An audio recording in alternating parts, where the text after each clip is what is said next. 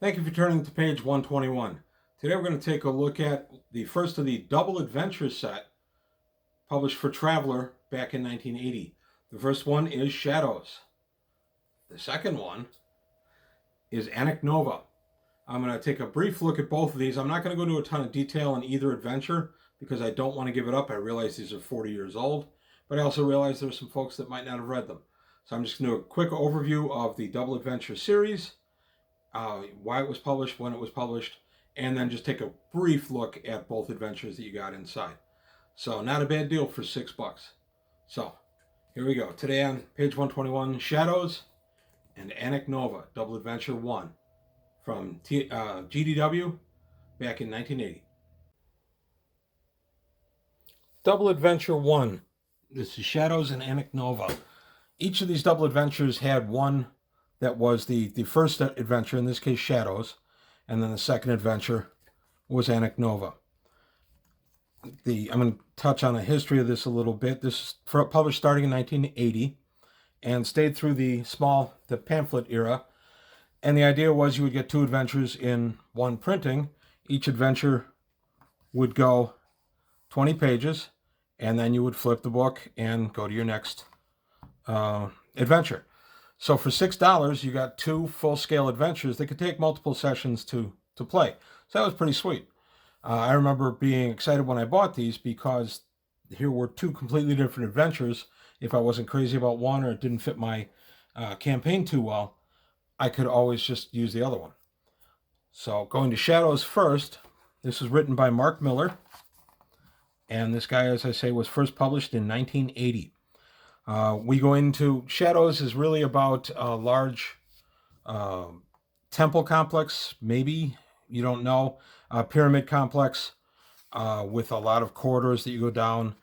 It kind of feels, because it's older, there's the characters that are going into it, it kind of feels like a dungeon crawl, if you will. Here's a look at the Shadows compound. You're dealing with all these pyramids. I'm not going to go into a bunch of detail about it in the actual adventure because there may be people that want to buy this. This is available on the FFE thumb drive or CD-ROMs. It is not available. I couldn't find it on Drive-Thru RPG, which did surprise me a little bit. So Shadows goes for 20 pages with the idea that your characters would go in and explore the mysteries of this temple complex, this pyramid complex, find out what it is, why it was built, who built it, whatever you can about it. So that one didn't grab me a ton when I first read it. I've since come to really like it. I actually modified it a little bit and ran it in a game years ago, and it ended up being a lot of fun. The next one, Anik Nova, I was much more excited about. This particular adventure was actually featured in the very first issue of Journal of Traveler's Aid Society. And they tell you that right here. It was published in June of 79. It states that issue number 1 is now out of print, no longer available from the publisher. And there's been some rewriting and interior drawings have been re-executed for this edition. So you didn't feel that you were kind of being taken for a ride buying an adventure you already had. There were updates to it, and honestly, I never had the first issue of Journal of Traveler's Aid Society till I bought the FFE CD-ROMs. So I was pretty excited to get this book anyway. And it says right here, Anik Nova, Part 2 of Traveller, Double Adventure number 1. So in this one, you come across a ship that is possibly a derelict, certainly unoccupied, and again, a little bit of a dungeon crawl flavor to this from this one because, again, it was written in 1980, 79 actually in this case.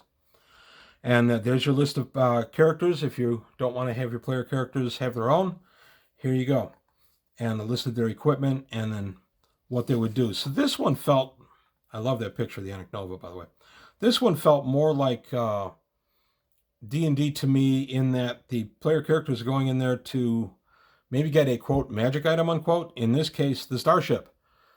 So that you can have this adventure go that the player characters end up with the starship and use it for their own purposes. You can do a lot with this. There's some nice interior features for the ship. There's a nice deck plan for it. You blow these up a little bit, you'd be able to play snapshot on them. So definitely worth getting. More information about the ship itself. There's a side view, section view from the port side, and more about the ship. This is less about what's going on with the ship than about the ship itself. And you can build any kind of interesting background into this that you want. You can make it that the crew abandoned for various reasons, that there was disease aboard. I don't want to give away too much, although if you just saw those last few pages, I probably did. But being this is a 40-year-old adventure, and I didn't expressly give up any spoilers, I feel okay about it. So Anik Nova for these two was the one I was more excited about getting back in the early 80s because, like I say, it gave me a nice starship that I hadn't seen before and gave me a possibility to give the players a ship. I actually didn't end up running Anik Nova. I adapted something similar that I just made up on my own because I don't know, I just didn't end up running Anik Nova. I'm not sure why. But these were both really good adventures. These, if nothing else, give you ideas for what you can do with different settings for Traveller. It doesn't always have to be ship to ship or landing in a starport or trying to barter for goods and materials. Sometimes it can be about finding something unexplained or unexplainable and having to deal with the ramifications of that. So that too is part of Traveller. It's one of the things I've loved about Traveller. The campaign can be whatever you and the players want it to be.